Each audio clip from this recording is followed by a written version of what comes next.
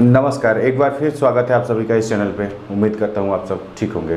तो आज का जो हमारा क्लास है वो मैं आपको इसी जी वेव के बारे में बताऊँगा अभी। अच्छा, आपको ये पिछला वाला याद है कि नहीं, वो मैं एक बार देख लेता हूँ। देखिए, वन स्मॉल बॉक्स का जो ड्यूरेशन है वो कितने एमएस होता है? पेपर में जो दिखता है कितने एमएस होता है? सॉरी, कितने एमएस होता है? 40 एमएस। और वन जो बिग बॉक्स होता है उसका ड्यूरेशन कितना एमएस होता है? 200 एमएस। इसी का 5 गुना होता है।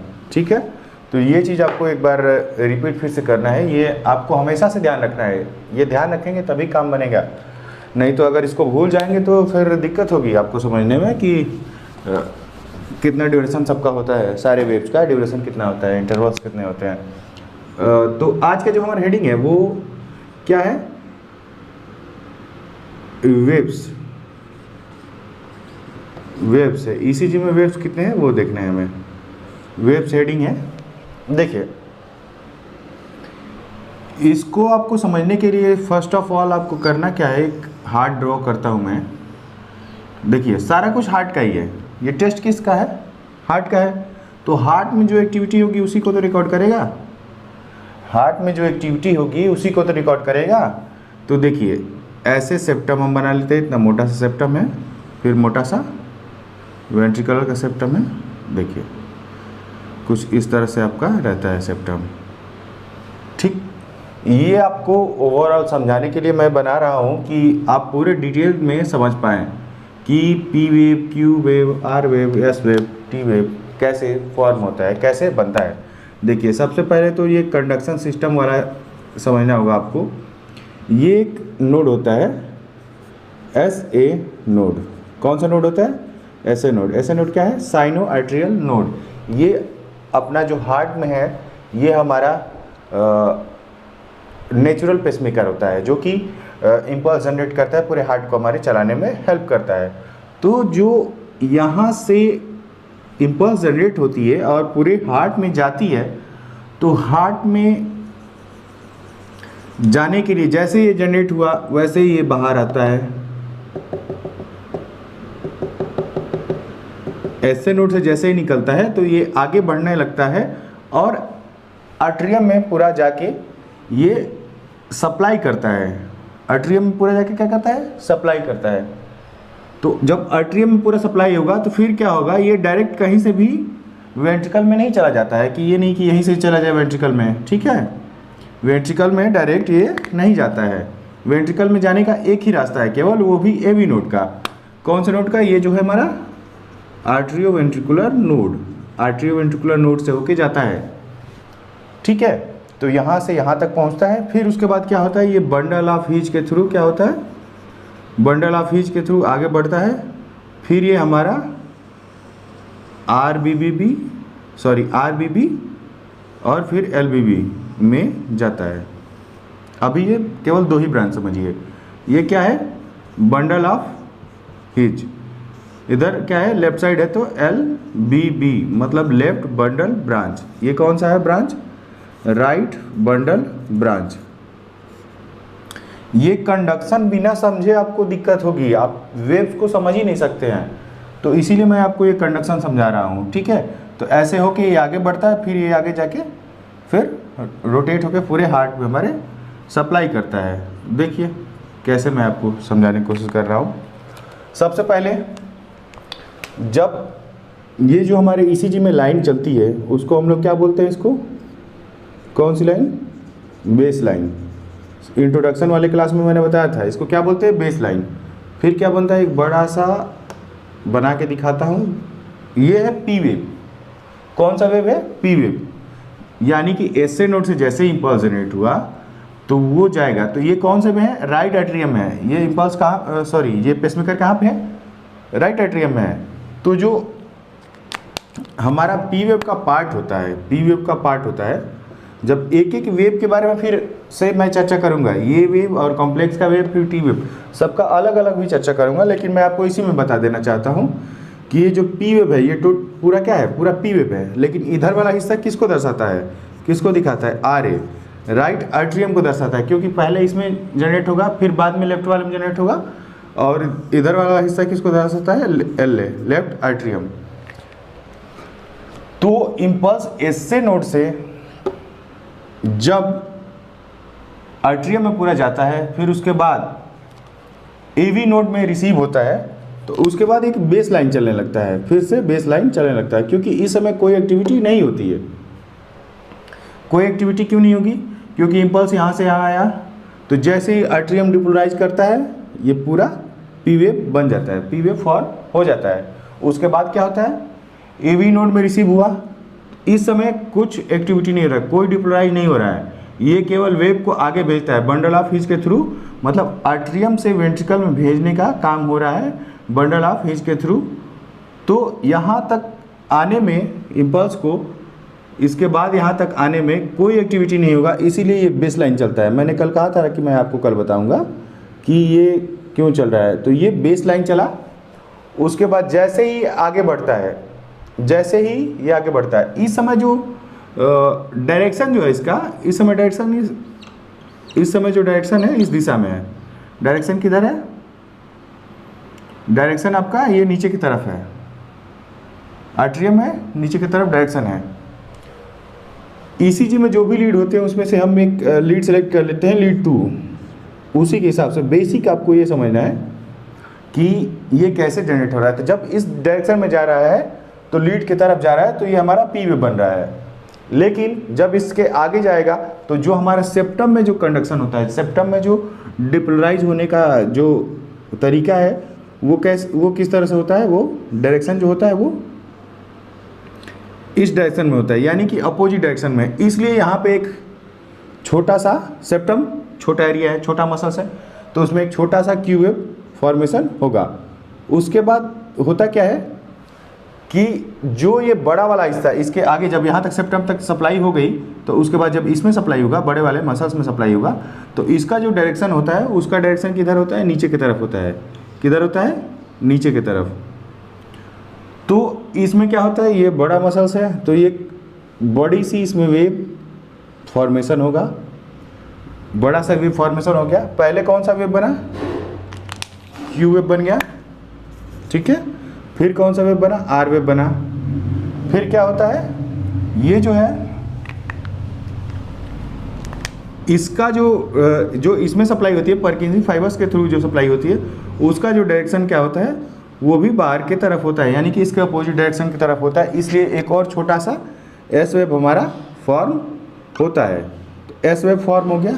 फिर अब क्या हो रहा है, ये डिपोलराइज हो गया, पूरा वेंट्रिकल हमारा डिपोलराइज हो गया आर्ट्रियम के बाद। तो वेंट्रिकल आर्ट्रियल डिपोलराइज को कौन सा दर्शा दिया, पी वेव।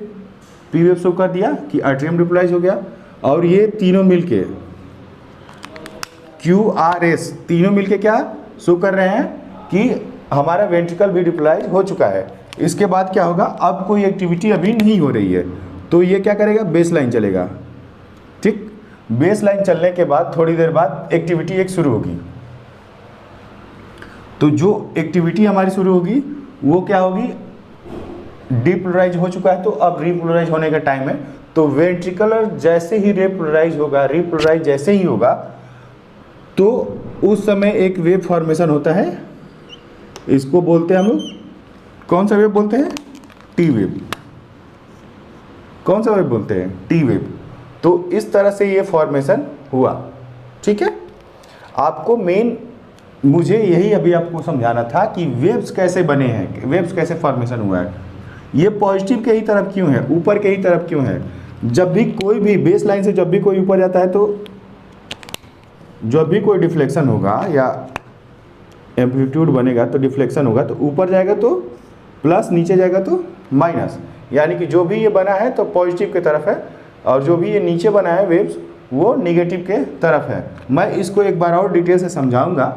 अभी बस आप ये समझिए कि बेस लाइन से ऊपर जब जाएगा तो पॉजिटिव, बेस लाइन से नीचे जाएगा तो निगेटिव। ये लीड के डायरेक्शन पे डिपेंड करता है, लीड किधर लगा है उसके बारे में मैं एक बार और डिटेल से आपको बताऊंगा। लेकिन अभी आप बस इतना समझिए, ऊपर है तो पॉजिटिव, नीचे है तो negative. P Q R S T आपने समझ लिया।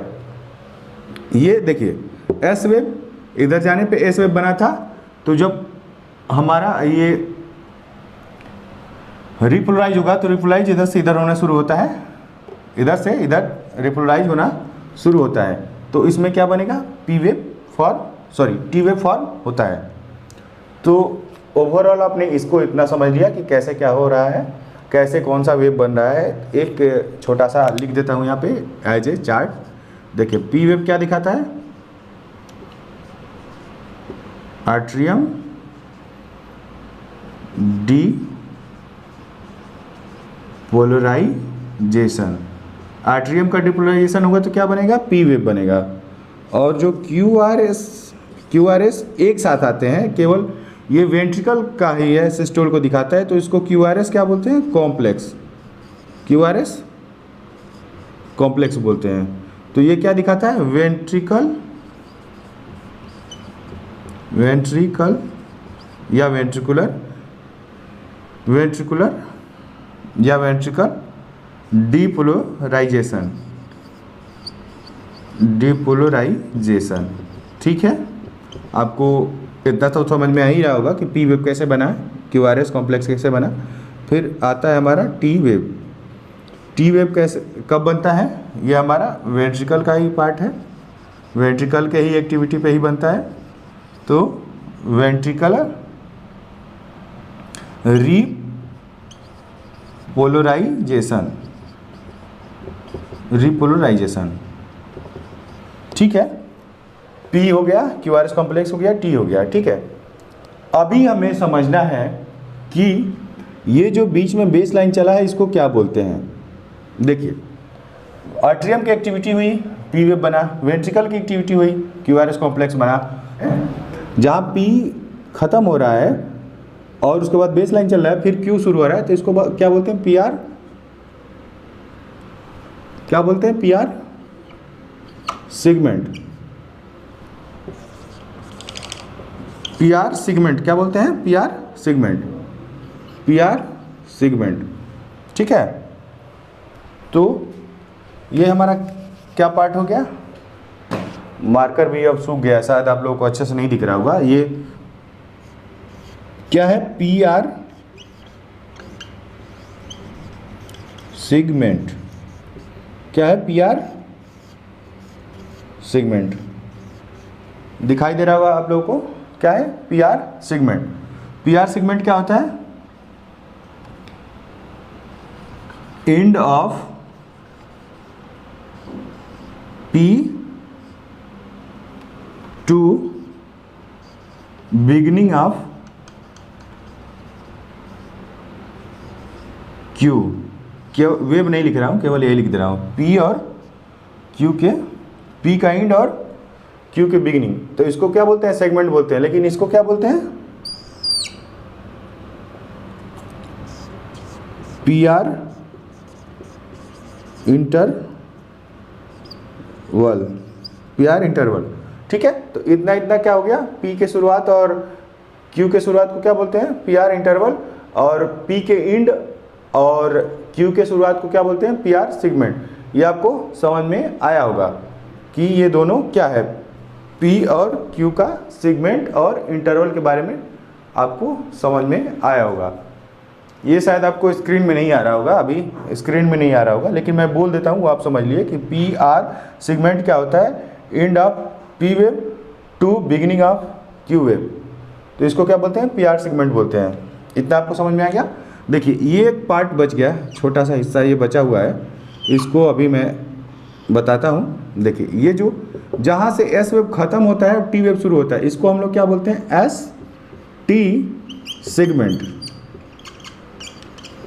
एस टी सेगमेंट क्या बोलते हैं, S T segment. S T segment बहुत ही इंपॉर्टेंट हिस्सा है जो कि बार बार आपको देखना होगा, है ना। जब इंटरप्रिटेशन करेंगे तो उसमें बार बार देखना होगा, ये बहुत ही महत्वपूर्ण है। तो ये एस वेव जहाँ पे ख़त्म हो रहा है और टी वेव जहाँ पे शुरू हो रहा है, तो इसको क्या बोल रहे हैं, एस टी सेगमेंट। ये आपको ओवरऑल अभी समझ में आया होगा कि कैसे ये वेव्स हैं और क्या क्या बोलते हैं इसको। और यहाँ से यहाँ तक क्यू वेव की शुरुआत और एस वेव का अंत, यानी कि तीनों को क्या बोलते हैं, क्यू आर एस कॉम्प्लेक्स। तो ओवरऑल इतना ही था इतना ही आपको इस क्लास में भी आपको समझाना था। अगले क्लास में मैं और इससे अलग बताऊंगा। इसमें जो वैसे तो मेरे हिसाब से कुछ बचा हुआ नहीं है इसमें कि मैं आपको बताऊं कि ये कुछ बचा हुआ है, उसको मैं अगले क्लास में कवर करूंगा। ये ओवरऑल था हमारा वेव्स के बारे में, और कैसे फॉर्मेशन होता है वेव वो आपने समझ लिया, और इसमें कौन कौन सा पार्ट होता है, जैसे पी वेव हो गया, पी आर इंटरवल हो गया, फिर पी आर सेगमेंट हो गया, फिर क्यू आर एस कॉम्प्लेक्स हो गया, और ये एस टी सेगमेंट हो गया, टी वेव हो गया। तो इतने ही सारा आपको जानना था इस क्लास में। तो चलिए आज का ये बुधवार का क्लास हमारा ख़त्म हुआ, फिर अगले बृहस्पतिवार वाले क्लास में आपसे मिलेंगे तो और भी ईसीजी के बारे में हम लोग बात करेंगे।